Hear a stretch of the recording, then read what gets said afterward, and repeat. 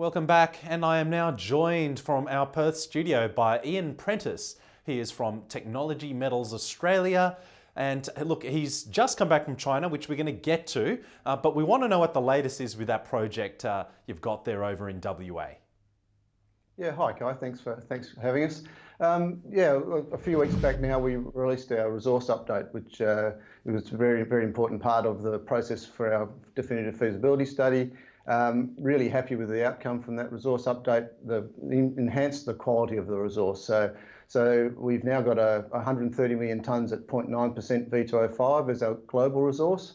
But importantly within that, we've now got a measured and indicated resource of 30 million tonnes at 0.9, which will be the basis of our feasibility study.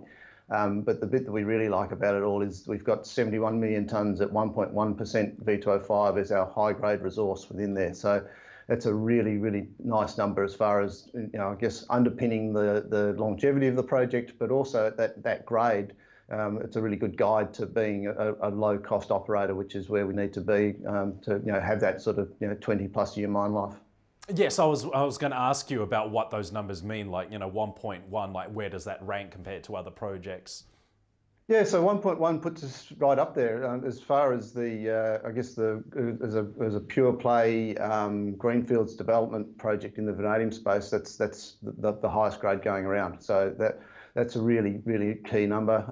Some of the operators in the marketplace already are there or thereabouts. Sort of Largo out of Brazil have got a slightly higher grade resource that underpins their operation, and their sort of $1 billion Canadian market cap. So that's obviously where we're aspiring to be. We want to be the next company to come along and develop a project at that scale with those sort of low costs, and that grade is really important for that.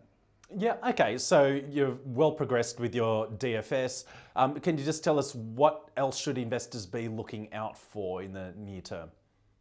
Yeah, absolutely. So that resource, that's a key building block for the DFS, and as I say, the 30 million tonnes at 0.9 will be used for the mining side of the DFS and then support our mine life. But right now we're also doing large scale pilot plant testing. So we've got a bulk sample that we generated last year. That's just completed running through the front end pilot plant testing, so the crushing, milling, beneficiation. So that's been done, and we've generated our magnetic concentrates from that. Now we don't have the data around what the details of that yet. That'll come in the next few weeks as far as what that magnetic concentrate looks like grade wise and recovery wise, but we'd expect it's in line with the previous work. Everything seems to be adding up there. Now, what the key part of the next step for that pilot plant testing is that sample is now on its way to the US, where we're going to do some continuous roasting test work. So really key at proving the scalability, upscaling our test work. So we're going to run that sample through a kiln up in the US, which really supports, as I say, the process flow sheet that we've got designed as part of the DFS. So that'll happen during May, and that's going to be a really key input into the study.